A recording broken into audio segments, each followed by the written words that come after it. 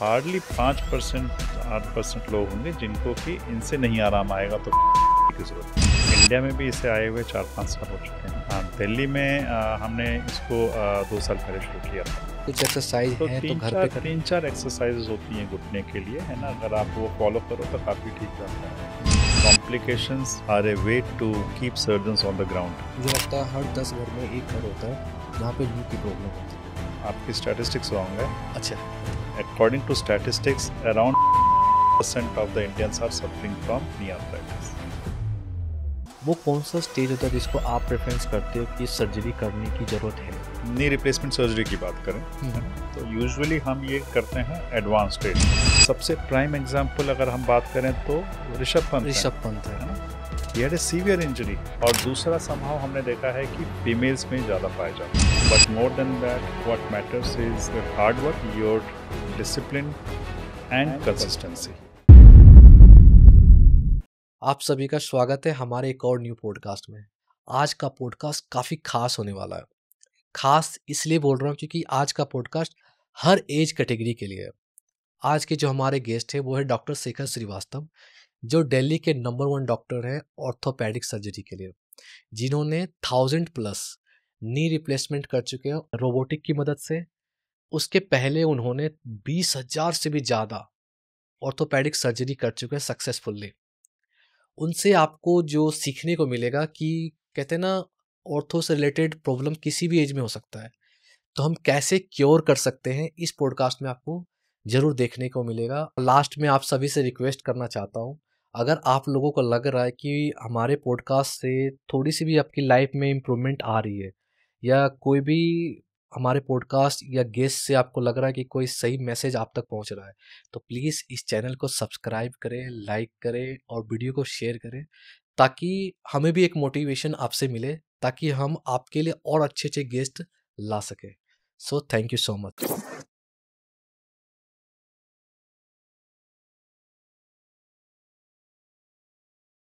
सबसे पहले तो सर स्वागत है आपका हमारे शो पीडब्ल्यूएस में। और मैं कुछ बोलना चाहता हूँ सर, अगर इनकरेक्ट हो तो प्लीज़ आप करेक्ट करना। क्या मैं ये बोल सकता हूँ कि मैं दिल्ली के नंबर 1 ऑर्थोपेडिक डॉक्टर के साथ बैठा हूँ आज?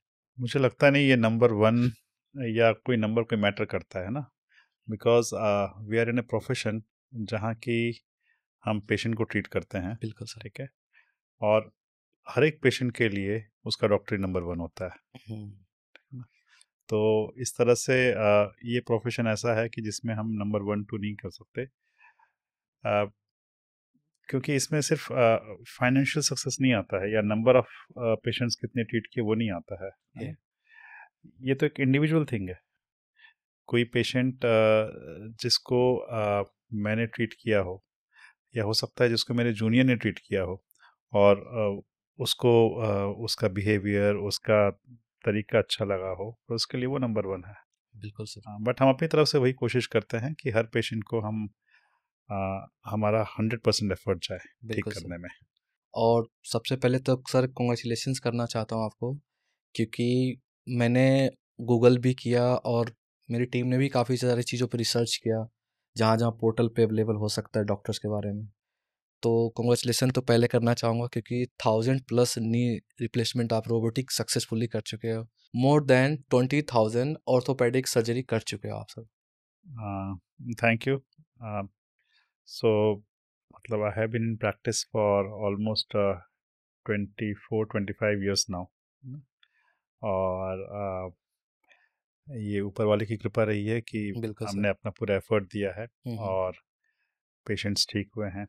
और वही पेशेंट जो ठीक होते हैं वही हमारे लिए दूसरे पेशेंट लेके आते हैं। बिल्कुल सर।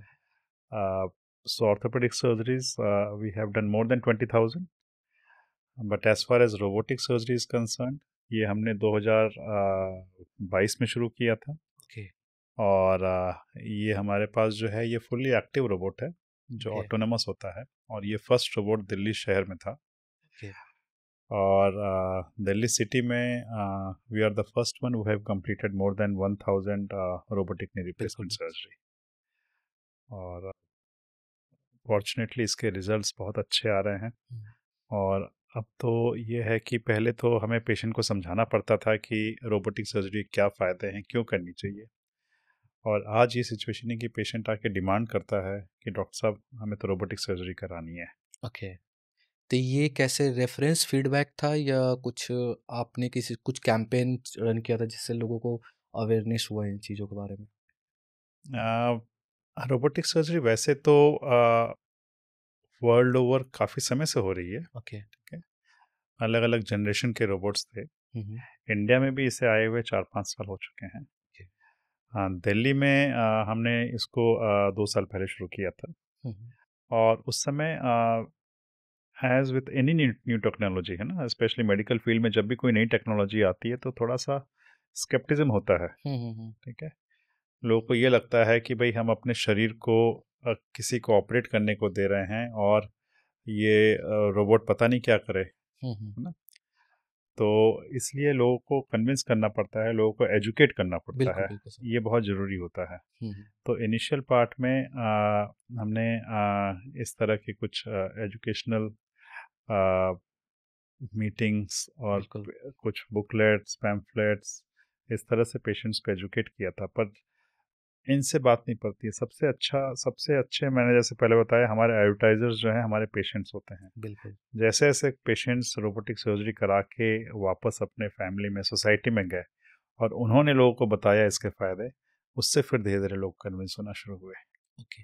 सर एक जो मुझे पर्सनल ना आपसे जो ऑब्जर्वेशन मिल रहा है, आप बचपन से इतने शांत हो सर? क्योंकि मैं ना बहुत ही अच्छा ठहराव देख रहा हूँ आपके अंदर और कहते हैं ना लखनऊ से जो आते हैं उनके लहजे में भी होता है एक ठहराव। तो वो एग्ज़ाम्पल परफेक्ट हो आप सर। थैंक यू, मैं इसमें बस थैंक यू ही बोल सकता हूँ। बाकी तो हर हर आदमी की अलग अलग क्वालिटीज़ होती हैं। तो बचपन में आपने भी डाँट सुना है सर? जैसे हम लोग तो सुनते आए हैं सर बचपन से कि वो देखो शर्मा जी का लड़का अच्छा मतलब रिज़ल्ट कर रहा है। हमारे टाइम में डांट नहीं, मार भी मिलती थी। आज की तारीख में ये कैपिटल पनिशमेंट बंद हो गया है। ओके। ठीक है ना। बट मैं तो अभी भी फील करता हूँ कि ये थोड़ा ज़रूरी भी होता है ओके। डिसिप्लिन के लिए। सो एज यूजुअल जो भी मेरे जनरेशन के हैं उन सबको पता है कि भाई उस समय के ज़माने में डांट मार तो कॉमन थी। बिल्कुल सर। चाहे वो घर में हो चाहे स्कूल में हो, बिल्कुल, बिल्कुल। That was very common. Sir doctors की मतलब मैंने कई बार देखा है जैसे लाइक आर्मी फैमिली होती है ना, तो सारे लोग आर्मी ही जॉइन करते हैं ज़्यादातर। क्या आपके पीछे भी ऐसा कोई बैकग्राउंड है जहाँ पे मतलब फैमिली में कोई डॉक्टर्स हो जो आपको इंस्पायर्ड कर नहीं मैं भी डॉक्टर इनकी तरह बनूँगा? नहीं, मेरी फैमिली में हमारी फैमिली में कोई ऐसे डॉक्टर्स नहीं थे, so I am the first generation of doctors from my okay, family. हालांकि अब मेरी डॉटर जो है she has taken this field. Okay, तो मेरे फादर का टेक्निकल बैकग्राउंड था और मेरे स्कूलिंग टाइम में भी मेरा इंटरेस्ट काफ़ी कुछ मैथ्स और इंजीनियरिंग में था। ओके। और इनफैक्ट ट्वेल्थ के बाद मैंने इंजीनियरिंग क्वालिफाई भी कर लिया था। बट उस टाइम में दो ही प्रोफेशन हुआ करते थे। आज की तारीख में तो देर आर न्यूमरस प्रोफेशंस और परहैप्स मेडिकल प्रोफेशन काफ़ी नीचे आ गया है। हुँ, हुँ। लेकिन उस समय दो ही प्रोफेशन माने जाते थे, मेडिकल एंड इंजीनियरिंग। बिल्कुल सर। और उसमें भी मेडिकल प्रोफेशन में सीट्स इतनी कम होती थी कि जो बेस्ट होते थे वो मेडिकल प्रोफेशन चूज़ करते थे। बिल्कुल। तो मेरे फादर की बड़ी इच्छा थी कि उनके फैमिली से कोई डॉक्टर बने। एंड मैंने इंजीनियरिंग मैं क्वालिफाई कर गया था। But at the same time हमारे टाइम में दोनों एग्ज़ाम दे सकते थे, तो मेरा मेडिकल में भी क्वालिफिकेशन हो गया था। एंड मेरे को ऐसा कोई मेडिकल प्रोफेशन से कोई बहुत ज़्यादा ऐसी प्रॉब्लम नहीं थी, so I join medical. Fortunately जब मैंने अपना पोस्ट ग्रेजुएशन किया, okay. Then I got orthopaedics. और orthopaedics is a very beautiful combination of medicine as well as engineer. Engineering. क्योंकि हम बोन की स्ट्रेंथ की बात करते हुँ, हैं, हुँ। हम बोन में रॉड डालते हैं, हुँ, प्लेट डालते हैं, और हम काफ़ी कुछ मैकेनिक्स की बात करते हैं। और आज की तारीख में हम चाहे रोबोटिक सर्जरी की बात करें या आर्थ्रोस्कोपी जिसमें हम कैमरे डाल के काम हुँ, करते हुँ, हैं, हुँ। ये सब चीज़ों में इंजीनियरिंग बहुत ही बहुत ही क्लोजली इन्वॉल्व है ऑर्थोपेडिक्स में मेडिसिन बिल्कुल के सर। साथ। सो मेरी जो दोनों ही इच्छाएं थी वो इस अब प्रोफेशन में आके पूरी हो जाती हैं। बिल्कुल कहीं ना कहीं ये वाली जो आप कह रहे हो ना जैसे इंजीनियरिंग और वो भी सेम प्रोफेशन अब काम आ गया में भी, क्योंकि रोबोटिक में ऑटोमेटिक हो गया सारा सिस्टम। तो मतलब ये कह सकते हैं कि जो कई बार होता है ना, बिजनेस बिजनेस में बोलता हूँ मैं आपको, फाइनेंस में पहले ग्रेजुएशन कर लेते हैं, एमबीए करते हैं, या बीटेक करने के बाद भी कई लोग एमबीए कर लेते हैं। तो कह सकते हैं वो कॉम्बिनेशन कहीं ना कहीं जाके फिट आ सकता है। प्लान तो नहीं था, हाँ ठीक है, हो गया। अच्छा, मतलब अपनी खुद की प्रेफरेंस नहीं थी आपकी कि डॉक्टर या इंजीनियर में कोई? नहीं नहीं, ऑर्थोपेडिक्स में जो बोल रहा हूँ, ऑर्थोपेडिक्स में जो कॉम्बिनेशन हो गया, ओके। तो वो एक तरह से मेरे दोनों ही जो शौक थे पूरे हो गए उसमें। ओके, तो ये कॉलेज की पढ़ाई सर कहाँ से किया आपने? सो मेरी एजुकेशन जो है, स्कूलिंग एज वेल एज मेरी जो मेडिकल की पढ़ाई है, दोनों ही उड़ीसा से हुई है। Okay. That time we were based in Orissa, and वहीं पे मेरे दोनों ही graduation, my post graduation as well as my schooling, तीनों वहीं से हुई है। ओके, सारे उड़ीसा से किया हाँ, आपने। And then in 1999 I came to Delhi, और उसके बाद से फिर दिल्ली में ही है। सर आज की डेट में ना, मैं दिल्ली नहीं कहना चाहता, पूरी इंडिया में कह सकते हैं, सबसे ज़्यादा जो प्रॉब्लम आ रही है ना, वो देखते हैं नी नी प्रॉब्लम आते हैं, जॉइंट प्रॉब्लम आते हैं। और इसमें कई बार ऐसा भी देखा गया, काफ़ी छोटे छोटे बच्चों को भी होता है। तो इसके पीछे क्या रीज़न रहता है सर? न्यूट्रिशन की कमी होती है या कुछ और उनको फॉलो करना चाहिए इन चीज़ों के लिए? क्या है कि डेफिनेटली जॉइंट प्रॉब्लम्स काफ़ी बढ़ गई हैं, हम्म। ठीक है, both in younger people as well as in older people, hmm. और दोनों के जो कारण हैं अलग अलग हैं, ठीक है। India is a growing economy, hmm. हम ये देख रहे हैं, और आज की तारीख में हम ये भी देखते हैं कि थोड़ा सा लोगों में स्पोर्ट्स के प्रति इंटरेस्ट भी बढ़ रहा है, बिल्कुल सर। ठीक है। आईपीएल और क्रिकेट की वजह से लोग काफ़ी स्पोर्ट्स खेलना शुरू किए हैं, बिल्कुल है ना। सर। बैडमिंटन लोग काफ़ी खेलते हैं, हम्म। और बाकी इस तरह से काफ़ी स्पोर्ट्स खेलते हैं, ठीक बिल्कुल। है। और लोगों का फिटनेस के प्रति भी ध्यान गया है हम्म। ना। आप देखोगे कि हर गली मोहल्ले में आजकल एक जिम खुला हुआ है, बिल्कुल ठीक सर। है, और लोग जाते भी हैं। बट इसका एक प्रॉब्लम यह है कि अगर आपकी बॉडी इसके लिए प्रॉपर तरीके से कंडीशन नहीं है, हम्म। अगर आपकी मसल्स में प्रॉपर स्ट्रेंथ नहीं है, अगर आपके जॉइंट्स प्रॉपर फ्लेक्सिबल नहीं है ना, और उसमें आप सडनली जाके खेलना शुरू करो, हम्म। तो इसमें इंजरी के काफ़ी चांसेस होते हैं। ओके। सिमिलरली जिम में जिम। अगर आप प्रॉपर ट्रेनर के अंडर नहीं काम कर रहे हम्म। हो, तो उससे भी या तो एक्यूट इंजरी हो जाती है, एक बार में कोई चोट सी हो जाती है, या धीरे धीरे जोर पड़ के हम्म। जॉइंट लिगामेंट्स और मसल में प्रॉब्लम हो जाती है, बिल्कुल सर। ठीक है ना। सो ये यंग लोगों में जो आज की तारीख में पेन्स वगैरह होते हैं, उसका एक मेजर रीज़न ये है कि इम्प्रॉपर टेक्निक्स, इम्प्रॉपर एक्सरसाइजेस, बिल्कुल। ठीक है, प्रॉपर वार्म अप नहीं करना है, उसके बिना खेलना शुरू कर दिए, हम्म। या फिर कूल डाउन नहीं होते हैं। तो अगर ये सब चीज़ें फॉलो नहीं की जाती हैं, तो उसकी वजह से जॉइंट्स में इंजरी हो सकती है और प्रॉब्लम होती है, ओके। ठीक है। आ, इसलिए स्पोर्टिंग इंजरीज आजकल बहुत कॉमन हो गई है, बिल्कुल सर। ठीक है। और हमारे पास काफ़ी पेशेंट्स आते हैं जो एक्चुअल स्पोर्ट्स में हैं, उनको तो इंजरी होती है, वो तो आते ही हैं, हम्म। लेकिन जो एमेच्योर्स हैं, हम्म। जो रिक्रिएशनल स्पोर्ट्स खेलते हैं, उनमें इस तरह की इंजरीज भी बहुत कॉमन होती है, जो हमारे पास ट्रीटमेंट के लिए आते हैं। ओके, तो मोस्ट ऑफ द किस एज से आते होंगे, कुछ बता पाओगे आप सर? काफ़ी आते हैं, यूजुअली जो हम देखते हैं वो तो अपने टीन्स में होते हैं, है ना, मतलब 18-20 से लेके 30-35, अगर हम स्पोर्ट्स इंजरी की बात करें, बिल्कुल सर। ठीक है। लेकिन इसके साथ साथ जो मेरा यंगेस्ट पेशेंट है, जिसको हमने ट्रीट किया है operatively for hmm. Sports injury, he was around 9 years, ठीक है ना। स्पोर्ट्स खेलते खेलते उसकी नी में इंजरी हुई थी, जिसके लिए हमें उसमें आर्थ्रोस्कोपी करनी पड़ी थी, हम्म। ठीक है ना। तो हर एज के लोग आजकल प्रैक्टिस करते हैं और इंजरी होती है, बट यूजुअली स्पोर्टिंग इंजरी जो है हमें इसी एज ग्रुप में मिलती है। ओके, सर स्पोर्ट्स की बात ही कर रहे हैं हम लोग, तो मुझे आप वो बताओ, जैसे लाइक स्पोर्ट्स में कुछ इंजरी हुई, उसके बाद उसको रिकवर करने में कितना टाइम लगता है, और क्या वो सेम फील्ड में दोबारा जा सकता है? सो स्पोर्ट्स इंजरी जो है, ज़्यादातर स्पोर्ट्स इंजरीज जो होती हैं, उनको हम बिना सर्जरी के ट्रीट कर सकते हैं, ओके। ठीक है ना। आपके पार्शियल लिगामेंट टियर होते हैं, स्प्रेन्स होते हैं, ठीक है, मसल स्प्रेन होता है, लिगामेंट में स्प्रेन होता है।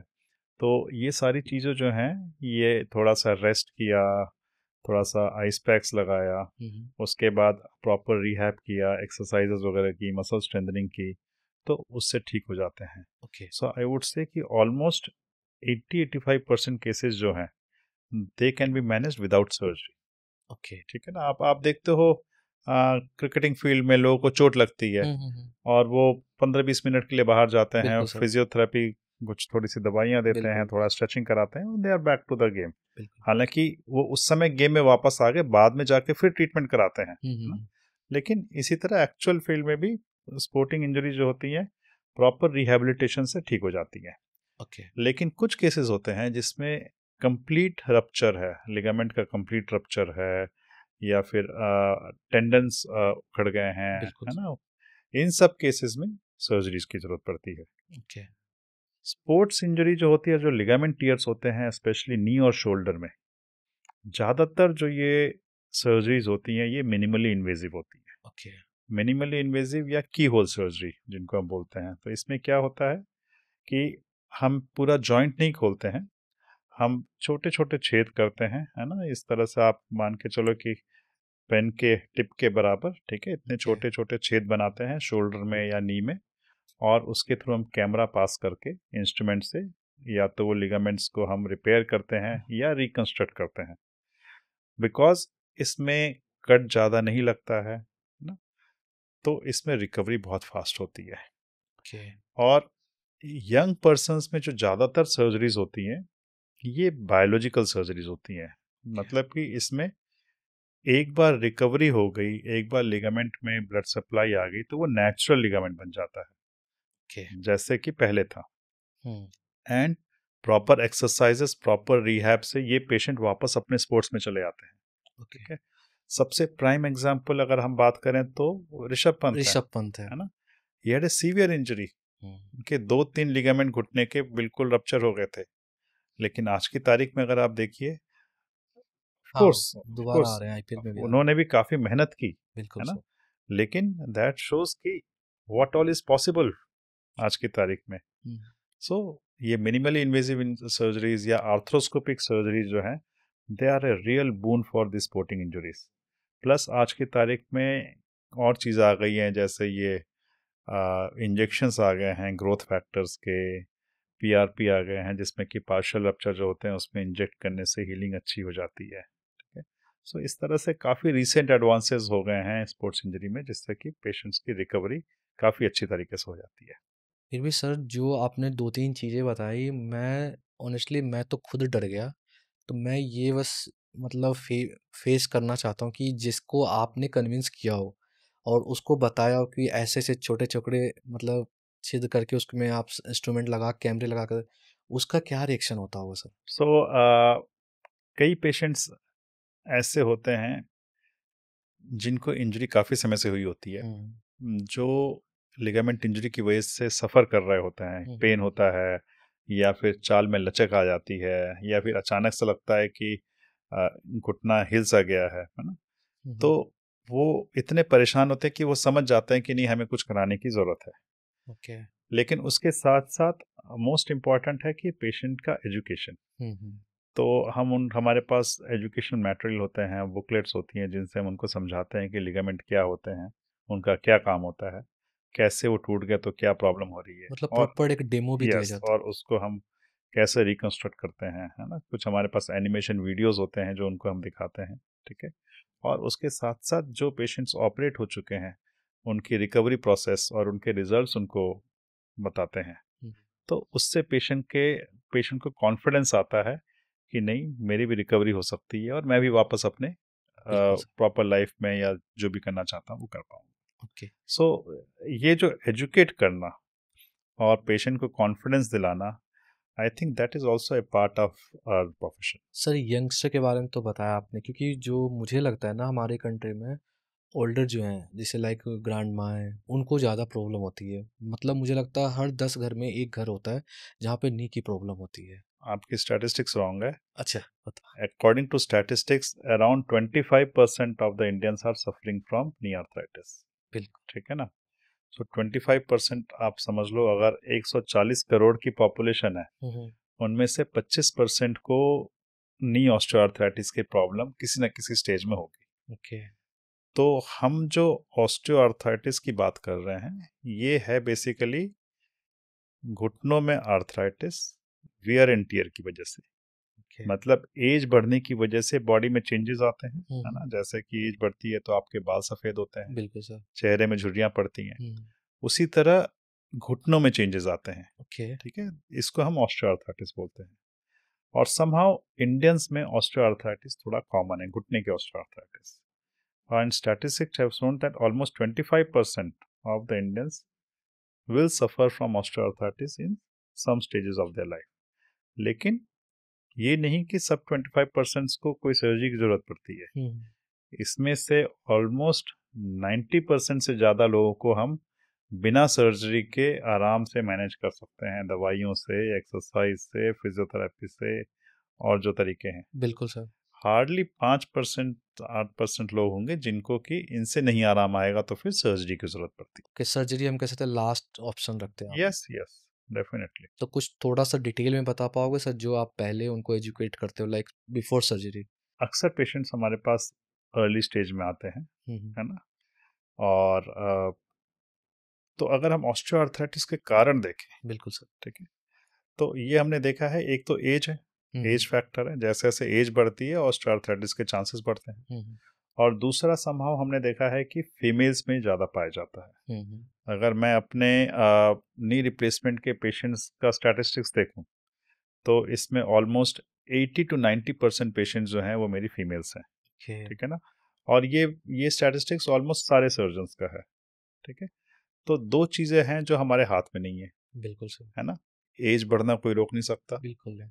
और जेंडर एक बार है तो है, आप बिल्कुल फीमेल सर। हैं तो हैं, है ना? बिल्कुल सर। सो इनमें ज़्यादा पाया जाता है। लेकिन इसके अलावा कुछ फैक्टर्स हैं जो कि आप अगर उसको फॉलो करो तो काफ़ी हद तक आप आर्थराइटिस के पेन को कंट्रोल में रख सकते हो।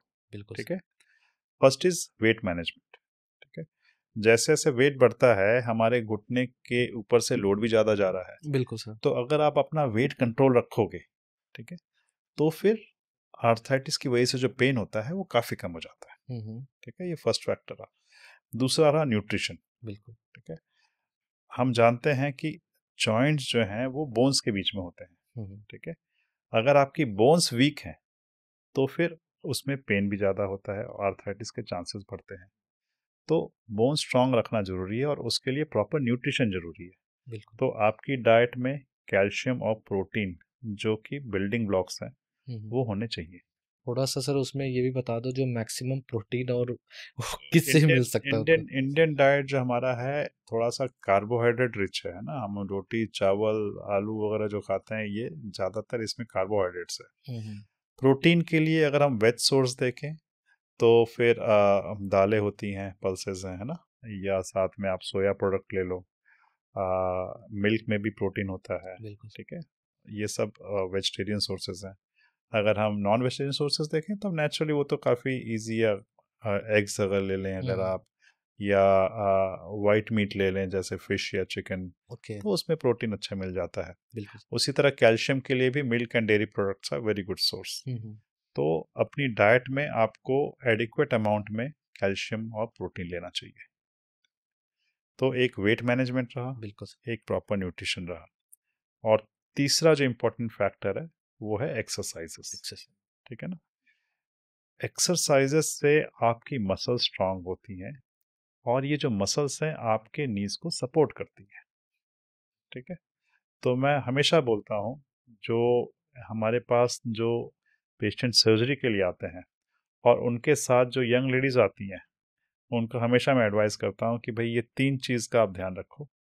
अपना न्यूट्रिशन प्रॉपर रखो, एक्सरसाइज किया करो। एक्सरसाइज में ये जरूरी नहीं कि आप खूब एक्सरसाइज करो, बिल्कुल। बस मसल टोन अप रखनी है, एक्सरसाइज किया करो, और साथ में प्रॉपर न्यूट्रिशन लिया करो। ये 3 चीज़ रखने से काफ़ी कुछ आप कंट्रोल कर सकते कुछ एक्सरसाइज भी बता दो सर, अगर आप बता पाओ तो। क्योंकि हो। होता है ना, जैसे नी का अगर फर्स्ट स्टेज आप हुँ, बताओ कि कई बार फर्स्ट स्टेज वाले आते हैं, अगर उनको लग रहा है या फील हो जाए, आप कह रहे हो कि ऑपरेशन तो लास्ट ऑप्शन रखते हैं, हुँ। तो अगर हो सकता है कुछ एक्सरसाइज तो है तो घर 3-4 पे करें। 3-4 एक्सरसाइज़ेज़ होती हैं घुटने के लिए, है ना? हम्म। अगर आप वो फ़ॉलो करो तो काफ़ी ठीक रहता है। हम्म। आज की तारीख में तो एवरीथिंग इज़ अवेलेबल ऑनलाइन, है ना? आप बिल्कुल। यूट्यूब पे डालो मिल जाएँगी। तो basically quadriceps and hamstring strengthening exercises, hmm. है ना? अगर आप ये देखोगे 3-4 एक्सरसाइज होती हैं, quadriceps strengthening, hamstring strengthening exercises. ये अगर आप करोगे तो फिर काफ़ी कुछ आपका पेन कंट्रोल में रहता है। ओके सर, आपने यूट्यूब की बात की सर, मैं कई बार देखता हूँ यूट्यूब पे, जैसे हम आपने बोला ना जिम वगैरह हम लोग करते हैं, तो कई लोग वेट उठा लेते हैं, वो वीडियो देखते हैं या जो एक्सरसाइज होते हैं, उनको खुद भी नहीं पता होता शायद कि वो प्रॉपर कर रहे हैं या नहीं कर रहे हैं। सो ऐसे पेशेंट्स आजकल ज़्यादा हो गए हैं हाँ। जो इम्प्रॉपर एक्सरसाइज करते हैं, ठीक है ना? ग्रेजुअली प्रोग्रेस नहीं करते हैं, हम्म। है ना? बहुत फास्ट प्रोग्रेस करना चाहते हैं, जिनके लिए उनकी बॉडी कंडीशन नहीं है, हम्म। और उनका जो टेक्निक होती है वो भी प्रॉपर नहीं होती है, और ये पेशेंट ज़्यादातर इंजरी लेके आते हैं। सर हम लोग अभी बात कर ही थे रहते जिम में, स्पोर्ट्स के बारे में भी बात कर लिए, वो कौन सा स्टेज होता है जिसको आप प्रेफरेंस करते हो कि सर्जरी करने की ज़रूरत है? मतलब आर्थराइटिस के पेशेंट बिल्कुल में, है ना? बिल्कुल, अर्थोपैड। आर्थराइटिस के पेशेंट में अगर हम नी रिप्लेसमेंट सर्जरी की बात करें, है हम्म। ना, तो यूजुअली हम ये करते हैं एडवांस स्टेज में। ओके। अर्ली स्टेज में जब पेशेंट आता है हम उसे फिजियोथेरेपी भेजते हैं, एक्सरसाइज सिखाते हैं, दवाइयाँ देते हैं। कई स्टेज में पेशेंट के घुटने में सूजन होती है तो हम उसमें इंजेक्शन भी लगाते हैं, है ओके। ना?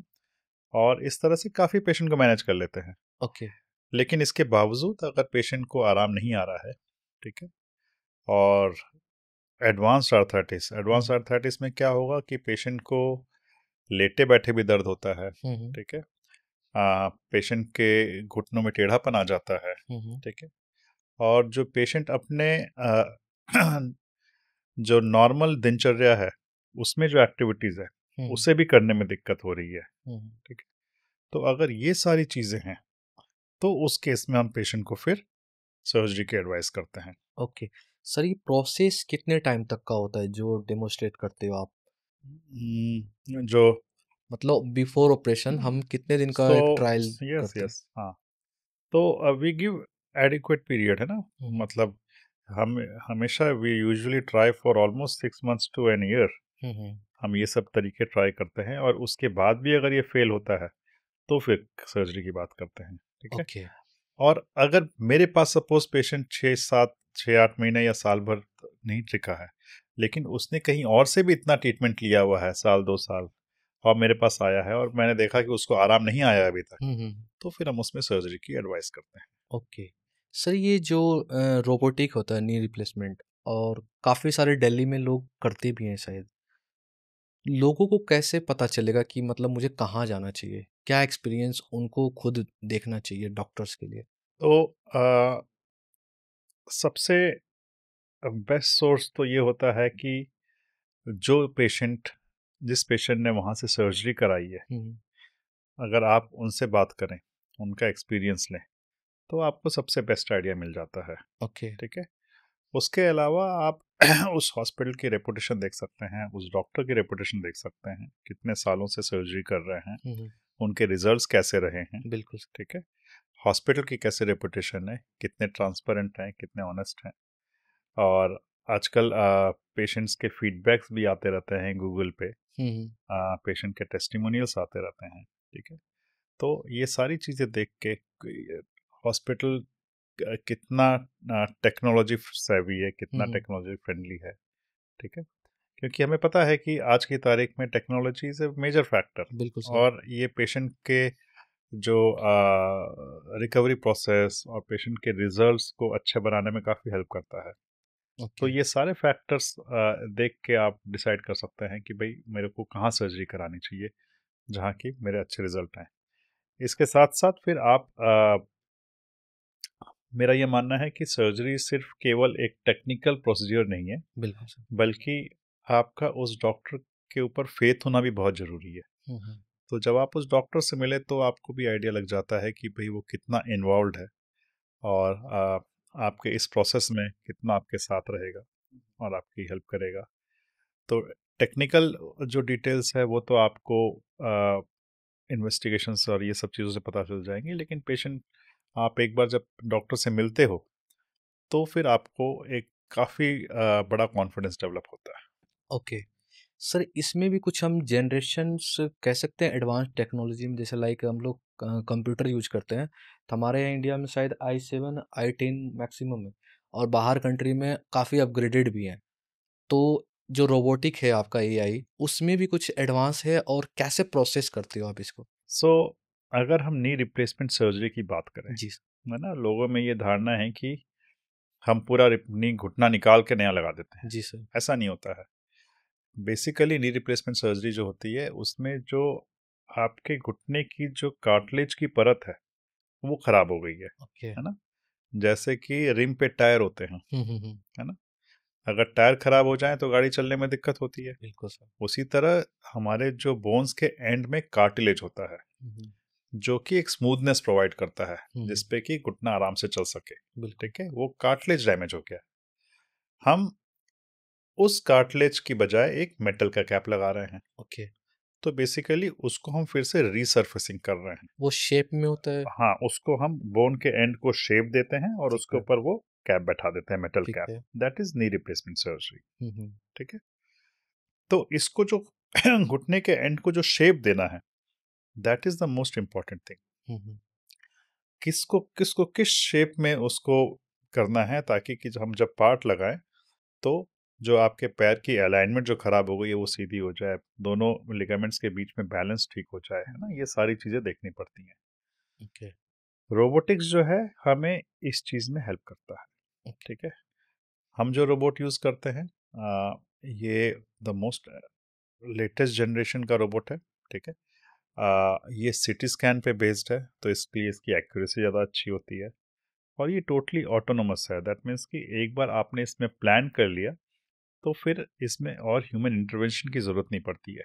ओके। तो चांसेस ऑफ जो एरर है बहुत कम हो जाते हैं। ठीक ओके। है।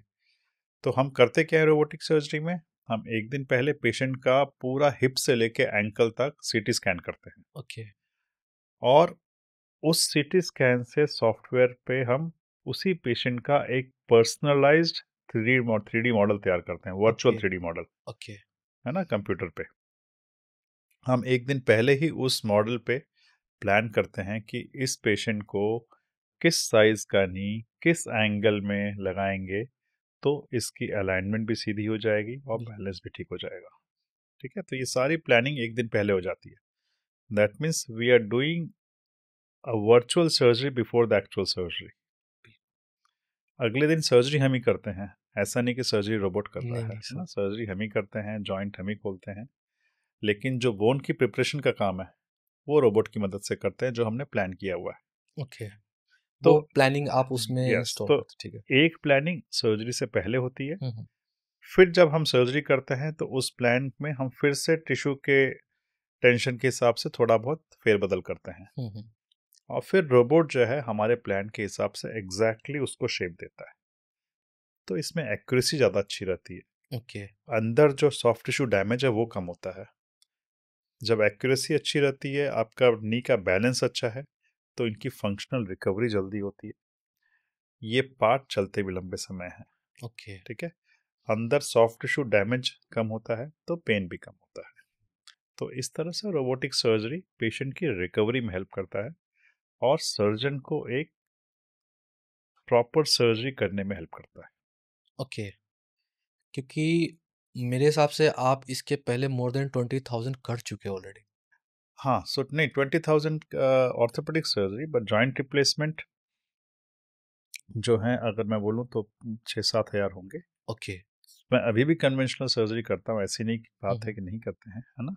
आपको लेकिन ज्यादातर मदद। लेकिन लेकिन ज़्यादातर केसेस जब हमारे होते हैं वो हम्म। रोबोटिक होते हैं। ओके। स्पेशली मैं ये बोलूँगा कि जो पेशेंट्स जिनमें बहुत ही ज़्यादा टेढ़ापन या कॉम्प्लेक्स जॉइंट्स हैं, हम्म। कॉम्प्लेक्स डिफॉर्मिटीज़ हैं, या फिर ओबेस पेशेंट है, है ना, मोटे पेशेंट हैं, इन सब में रोबोटिक सर्जरी का बहुत ज़्यादा एडवांटेज होता है। ओके। तो इसमें भी हम प्रेफ़रेंस कर सकते हैं, मतलब लाइक जो आपने बताया बॉडी शेप और ये सारी चीज़ें को देख हाँ, के। सो मैं ऐसा नहीं बोलूँगा कि कन्वेंशनल सर्जरी के रिजल्ट अच्छे नहीं है ना, ओके। कन्वेंशनल सर्जरीज के रिजल्ट भी बहुत अच्छे हैं, हुँ, ठीक है। हुँ। और ऑलमोस्ट 80% पेशेंट्स में conventional surgery will give you probably same result as a robotic surgery, हुँ, हुँ। ओके। लेकिन कुछ एक चीज़ें ऐसी हैं, कुछ एक कंडीशंस ऐसी होती हैं जिसमें robotic surgery scores over conventional surgery. Okay. एक सर्जरी सक्सेसफुल होने के बाद सर, उस इंसान को रिकवर होने में कितना टाइम लगता है और वो उनको आगे क्या-क्या ध्यान देना होता है? सो ये जो सवाल है इसका मैं ये बोलूँगा कि अगर हम किसी भी पेशेंट, अगर हम नी रिप्लेसमेंट की बात करें जी। ना, सपोज मैं ये बात करूं कि महीने के मैंने 100 नी रिप्लेसमेंट किए, है ना, ओके। लेकिन सबके रिजल्ट्स अलग अलग होते हैं, बिल्कुल सर। है ना। तो सर्जन सेम है, टेक्निक सेम है, टेक्नोलॉजी सेम है, रिजल्ट्स अलग है। अलग-अलग डिफरेंस कहाँ पर है? Patient different patient. है ना। Okay. So every patient is different, बिल्कुल। है ना। तो हर पेशेंट के जो बॉडी स्ट्रक्चर अलग होता है, हुँ, हुँ। उसकी जो बोन की क्वालिटी अलग होती है, हुँ, हुँ। उसकी मसल की जो स्ट्रेंथ है अलग होती है, ये सारी चीज़ें भी आपके रिजल्ट में मैटर करती हैं, ओके। है ना। बट अगर हम इन जनरल देखें, ऑन एन एवरेज, तो यूजुअली हम पेशेंट को यही बताते हैं, मैं हर पेशेंट को ऑलमोस्ट यही डायलॉग बोलते रहता हूँ। और कोई मुझसे अगर मैं रात को नींद में सो रहा हूँ अचानक से उठा कर ही पूछे कि सर सर्जरी के बाद कैसे होगा, तो मैं आंख आंख बंद किए हुए बोल सकता हूँ ओके। कि पेशेंट को सर्जरी के अगले दिन से हम खड़ा कर देते हैं, लेकिन वॉकर की मदद से। ओके। 2-3 दिन पेशेंट में जब छुट्टी होती है तब तक पेशेंट वॉकर से कंफर्टेबली अपना रूम में चल सकता है, घर में चल सकता है, अपना वॉशरूम खुद जाके वापस आ सकता है। एक्सरसाइजेस वगैरह की जाती हैं, करीब 3 से 4 हफ्ते में पेशेंट बिना सपोर्ट के चल सकता है, ओके। ठीक है। और पर जो जिनमें बहुत समय से आर्थराइटिस रही है, जिनकी चाल भी टेढ़ी है, उनकी चाल को सीधा होने में यूजुअली 2-3 महीने लगते हैं, क्योंकि हुँ, तब तक मसल में स्ट्रेंथ आती है, बिल्कुल वो सर। सब में वो सब प्रोसेस में टाइम लगता है। तो मैं ये बोलूँगा कि 3 से 4 महीने में पेशेंट अपनी नॉर्मल एक्टिविटी सब कर सकता है। बिल्कुल सर। लेकिन जो अपनी उसकी एसेंशियल एक्टिविटीज़ है, जैसे कि घर के अंदर चलना, अपना वॉशरूम जाना, हुँ, हुँ। वापस आना, खाने जाना, वापस आना, ये एसेंशियल एक्टिविटीज़ के लिए हम पेशेंट को 2-3 दिन में ही तैयार करके भेज देते हैं। ये इसलिए मैंने पूछा सर, कई बार होता है ना कोई सोच रहा हो रिप्लेसमेंट के बारे में, नी हुँ, रिप्लेसमेंट या सर्जरी के बारे में, तो उनको एटलीस्ट एक ना आइडिया मिल जाएगा। बिल्कुल, कई बार बिल्कुल, होता है ना, हम बहुत छोटा से ज़रूरी है। छोटा ऑपरेशन भी कराते तो लगता है कि 6 महीने आप बेड रेस्ट में होगा। हाँ, और नहीं कई ऐसा लोग फैमिली भी नहीं होते अफोर्डेबल कि 6 महीने रेस्ट कर सकते हो। उनको लगता है कि नहीं, हमें कुछ करता हूँ तो काम करना भी है। सो कुछ-कुछ मिसकंसेप्शंस हैं नी हुँ। रिप्लेसमेंट सर्जरी के बारे में जो जी, मैं क्लियर करना चाहूँगा। जी, जी सर। एक ये कि इसमें बहुत लंबे समय तक बेड रेस्ट होता है, हाँ। ऐसा कुछ नहीं है। पेशेंट अपने लायक 2-3 दिन में हो जाता है, ओके। लेकिन पूरी तरह से रिकवरी में हालाँकि ज़रूर 2-3 महीने लगेंगे, लेकिन अपने लायक वो 2-3 दिन में हो जाता है। कोई बेड रेस्ट नहीं होता, अगले दिन से हम खड़ा करके चलाना शुरू कर देते हैं, बिल्कुल। ठीक है। दूसरा ये है, बहुत से लोगों में है कि भई उसके बाद घुटने मुड़ते नहीं हैं। हुँ, हुँ। भई हम सर्जरी इसीलिए कर रहे हैं कि आपका दर्द खत्म हो जाए, आपका चलना-फिरना ठीक हो जाए, आपके घुटने मुड़ें, ठीक है? और मोस्ट ऑफ द केसेस में हम अप्रॉक्सिमेटली 110 से 120 डिग्री मूवमेंट आ जाती है, ओके। जो कि नॉर्मल सीढ़ियाँ चढ़ने के लिए, ऐसे बैठने के लिए, बिस्तर में बैठने के लिए काफ़ी होती हैं, हुँ, हुँ। ठीक है? तो इससे अच्छी मूवमेंट आ जाती है। तीसरा ये है कि इस सर्जरी में पेन बहुत होता है ना? लोगों में ये बहुत बड़ा ये है कि इस सर्जरी में पेन बहुत होता है। ओके। तो अगर हम पेन इंडेक्स की बात करें, तो ऑफ कोर्स आई एग्री कि लिटरेचर में इस सर्जरी को one of the major surgeries माना गया है जिसमें पेन होता है। लेकिन जो आजकल की जो टेक्निक्स हैं सर्जरी करने की, स्पेशली जो रोबोटिक्स वगैरह टेक्निक हैं, प्लस आजकल जो एनेस्थेसिया के जो ड्रग्स हैं, जो पेन किलर्स हैं, जो मल्टी मॉडल थेरेपी हम बोलते हैं, ये सारे जो टेक्निक्स आ गई हैं उससे जो है ये पेन काफ़ी हद तक मैनेजेबल होता है, काफ़ी हद तक टॉलरेबल पेन होता है, ऐसा नहीं कि इनटॉलरेबल पेन होता है। ठीक है। तो इसलिए कोई इससे इतना डरने की ज़रूरत नहीं है कि बहुत पेन होता है। तो ये कुछ मिसकंसेप्शंस हैं। दूसरा, हाँ, कई पेशेंट पूछते हैं कि क्या हम नीचे बैठ सकते हैं कि नहीं। जी। तो ये हमारा एक सोसाइटी का, इंडियन सोसाइटी में है कि हमारे काफ़ी सारी प्रैक्टिसेस हैं जिसमें हम नीचे बैठते हैं। तो अब इसी हिसाब से कई सारे इम्प्लांट्स भी आ गए हैं जो ये अलाउ करते हैं कि आप नीचे बैठ जाओ। मेरे कुछ कुछ पेशेंट्स हैं जिनका प्रोफेशन ही ऐसा है कि उनको नीचे बैठना होता है। ठीक है। लेकिन हम पेशेंट को वार्न करते हैं कि नीचे बैठ के उठने में एक तो आपकी मसल्स और जॉइंट पे जोर ज़्यादा पड़ता है। ठीक है। और उसमें आपको तकलीफ हो सकती है। थोड़े से हमें ये भी लगता है कि अगर आप रिपीटेडली बैठोगे तो हो सकता है कि वो उसकी लॉन्जिविटी पे भी इफेक्ट करे। लेकिन कभी ऐसी ज़रूरत पड़े, कभी इमरजेंसी हो तो आप आराम से नीचे भी बैठ सकते हो। सर, आपके 27 साल के एक्सपीरियंस में कुछ ऐसा मेमोरेबल रहा आपके लिए जो पर्सनल, जो आपको खुद भी कहते हैं ना, एक तो डॉक्टर हो तो आप चैलेंजिंग भी एक्सेप्ट करते हो, लेकिन वो लगा होगा कि नहीं, ये मेरे लिए थोड़ा सा चैलेंजिंग था ये केस। देखिए, फॉर्चुनेटली ना, हम मैं ऐसे प्रोफेशन में हूँ जिसमें हमें पेशेंट से इंटरेक्शन रेगुलर करना पड़ता है। ठीक है। It is one of those profession जिसमें कि रियली आपका अच्छा कम्युनिकेशन और पेशेंट के साथ इंटरेक्शन होता है। और कई पेशेंट्स ऐसे होते हैं जो कि आपके एकदम परिवार जैसे हो जाते हैं, वो आपको अपने परिवार वाला समझते हैं। बिल्कुल सर। और स्पेशली जिन पेशेंट्स में कॉम्प्लिकेशंस होते हैं, वो पेशेंट आपके और प्रिय हो जाते हैं। जब वो देखते हैं कि आप उनके साथ उनके दुख में हो और अपनी पूरी मेहनत कर रहे हो उनके कॉम्प्लिकेशंस दूर करने में, then they really they stay with you. और मेडिकल प्रोफेशन ऐसा है कि जिसमें जो भी व्यक्ति इस प्रोफेशन में काम कर रहा है उसमें कॉम्प्लिकेशन होना ही होना है। ठीक है। क्योंकि we are working with humans, we are also humans. बिल्कुल सर। ठीक है ना। और अगर कोई आदमी है तो वो गलती तो करेगा ही, बिल्कुल है ना, अदरवाइज तो वो भगवान हो जाएगा। सर। तो इसीलिए गलतियां होती हैं। और लेकिन उस गलती को एक्सेप्ट करना और फिर उसको साथ ठीक करना, ये बहुत ज़रूरी होता है। बिल्कुल सर। तो डॉक्टर्स अपनी गलतियों से और जो दूसरे डॉक्टर्स जो गलतियां करते हैं उनसे काफ़ी सीखते हैं। इसलिए कॉम्प्लिकेशंस पे भी बड़ी बड़ी मोटी मोटी किताबें होती हैं। I remember one case. इसमें एक पेशेंट थी, थोड़ी सी ओबीज भी थी और उनका शुगर लेवल भी हाई था। एंड उनको she wanted knee replacement surgery, उनके घुटने काफ़ी ख़राब थे।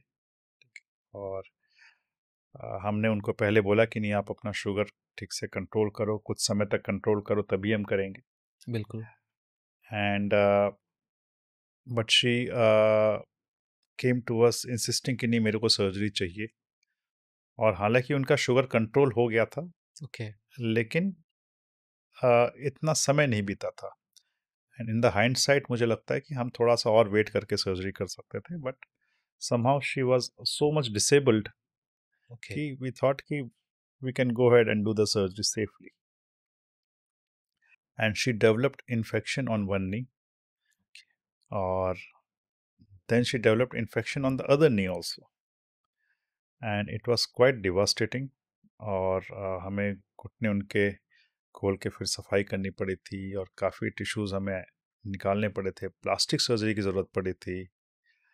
And there was a time when we were afraid that it can go very wrong. That means कई बार इन्फेक्शन नहीं ठीक होता है तो पैर निकालने तक की नौबत आ सकती है। And that would have been a disaster for the patient and as well as for the doctor. But then she recovered very well with it took long time, lot of efforts, काफ़ी मेहनत लगी। केवल हमारी भी नहीं, साथ में दूसरे स्पेशलिटी के फिजिशियंस, प्लास्टिक सर्जन्स, सबकी मेहनत लगी, ऑलमोस्ट 6 महीने लगे. And then after an year she comes to me and I failed to recognize her because she was walking so well. इतने अच्छे से चल के आई, पूरा घुटना मोड़ के दिखाई. And she even brought a gift which बिल्कुल, was I think very ironical कि जिसके कॉम्प्लिकेशन हुए थे और वो उस डॉक्टर के पास वो गिफ्ट लेकर आ रही हैं. सो मतलब दैट मेड अस रियलाइज कि भाई you can do your best. जो बोलते हैं ना कि you treat but he heals. बिल्कुल sir. So you need to have faith. You need to sir have faith. इसीलिए तो कहते हैं ना, डॉक्टर को भगवान का नहीं दर्जा भी नहीं, दिया हम गया तो हम तो बोलते हैं आप इंसान ही रहने दो. ठीक है नहीं ना. सर, मैं सो बता रहे हो जिस तरह की ना स्टोरी काफी सारे सुनता हूँ मैं सर। तो ये होता है कि भाई you can do your best to treat the patient, but ultimately there is a superior force who heals. Okay. और मेरे जो बॉस थे वो बोलते थे कि complications are a way to keep surgeons on the ground, नहीं तो वो उड़ने लगेंगे. बिल्कुल सर, तो बिल्कुल। तो इस तरह से काफ़ी इंसिडेंट होते हैं हर डॉक्टर, हर सर्जन की लाइफ में. ऐसे बहुत सारे इंसिडेंट होते हैं जिनसे उनकी जो सोच है बदल जाती है. हम्म।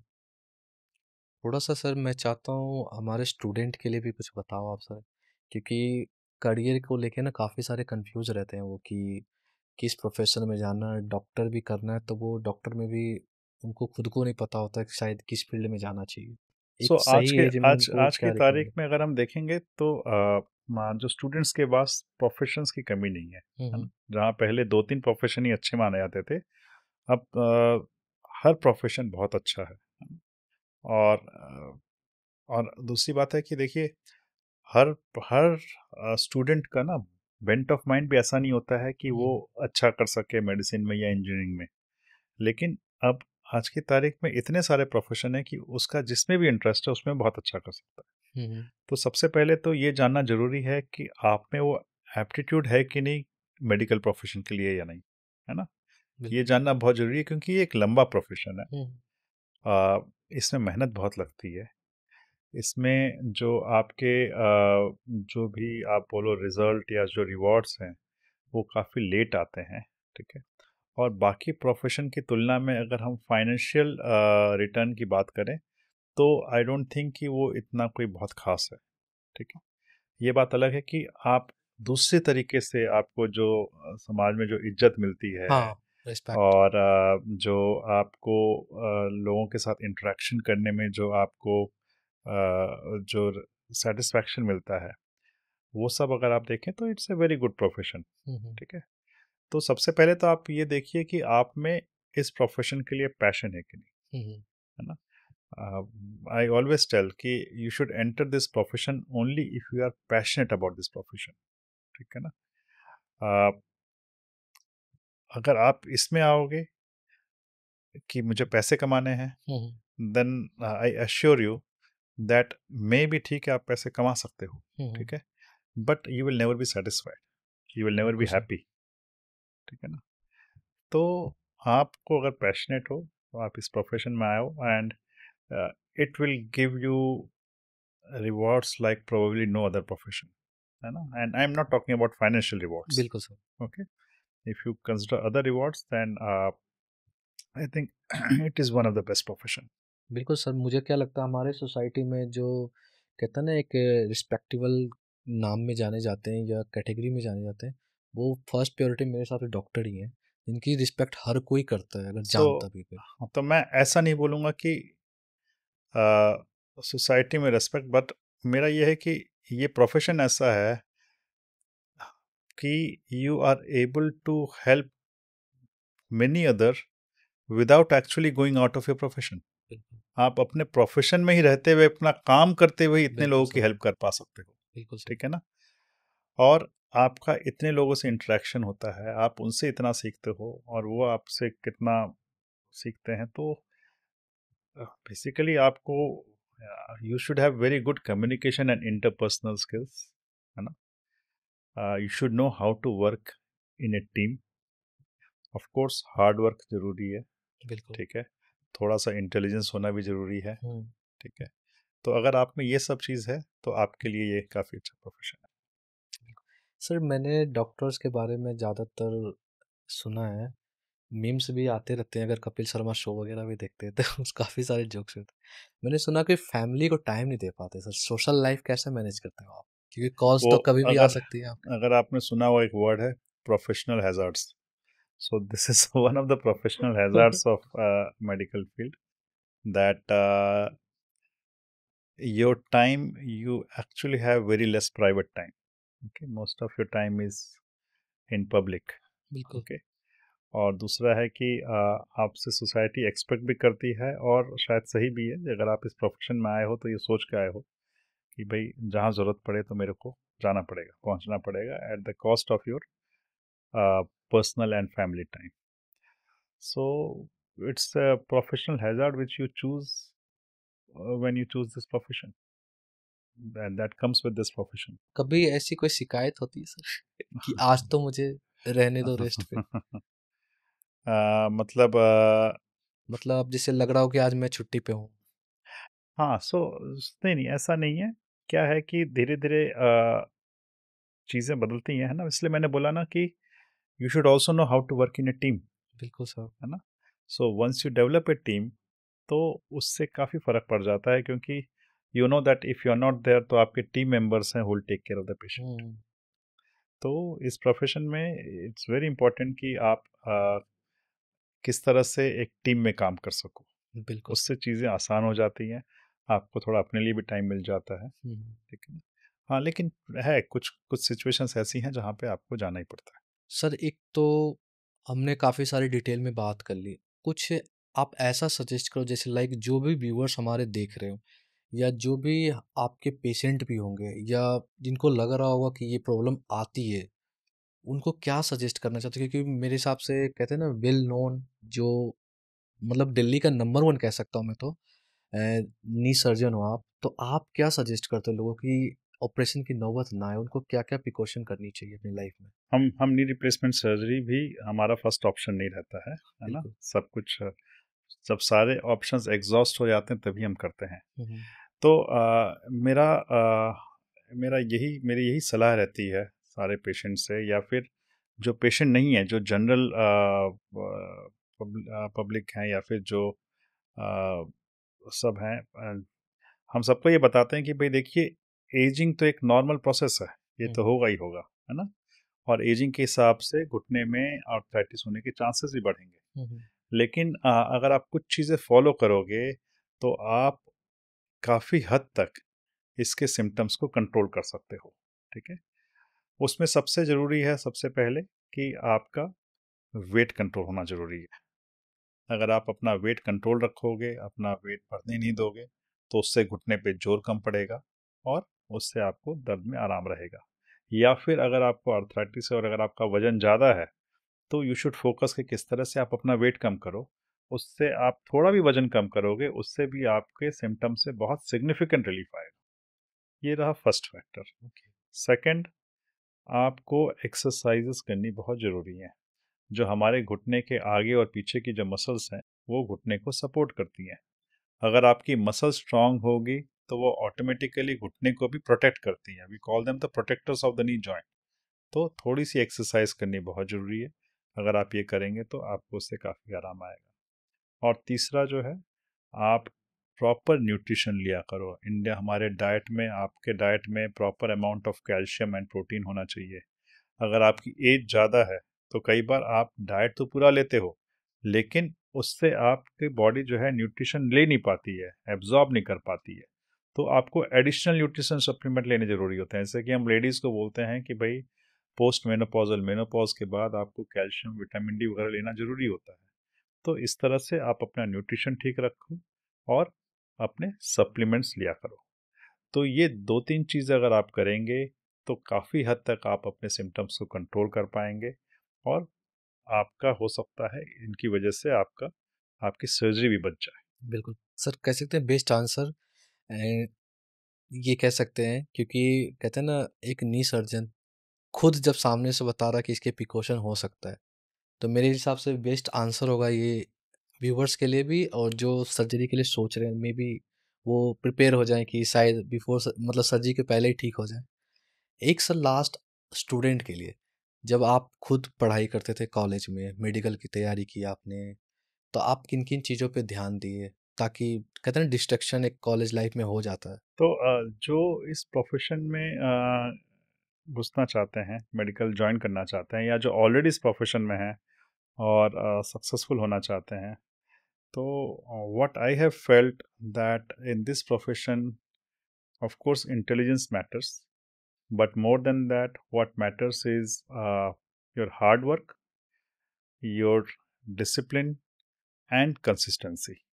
ठीक है, ये ऐसा प्रोफेशन है जहाँ पे आपको मेहनत तो खूब करनी है, इसके साथ साथ आपको एक डिसिप्लिन और कंसिस्टेंसी होनी बहुत ज़रूरी है। तो ये दो तीन एट्रीब्यूट्स ऐसे हैं जो कि आपको इस प्रोफेशन में बहुत हेल्प करते और thank you so much sir हमें टाइम देने के लिए, क्योंकि मुझे याद है मेरी टीम 2 महीने से स्ट्रगल कर रही है आपके डेट्स के हैं। लिए, इसीलिए मैंने ये हाईलाइट भी किया था अपने वीडियो में कि सोशल लाइफ कैसी होती है डॉक्टर्स की। तो मेरे हिसाब से इस पॉडकास्ट के थ्रू लोगों को समझ में आ जाएगा कि हमें डॉक्टर की क्यों रिस्पेक्ट करनी चाहिए। नहीं नहीं, मेरे मेरे हिसाब से तो एवरी प्रोफेशन इज रेस्पेक्टफुल, और हर आदमी जो है वो जो काम कर रहा है और ऑनेस्ट तरीके से कर रहा है, then he is the most respected person. तो ऐसा नहीं है, बट हाँ, आपने डॉक्टर्स के इस पहलू के बारे में डिस्कस किया और इसको इन फ्रंट ऑफ एवरीवन लाने की कोशिश की, so I am thankful for that also. Thank you thank so you, much thank you sir. So much.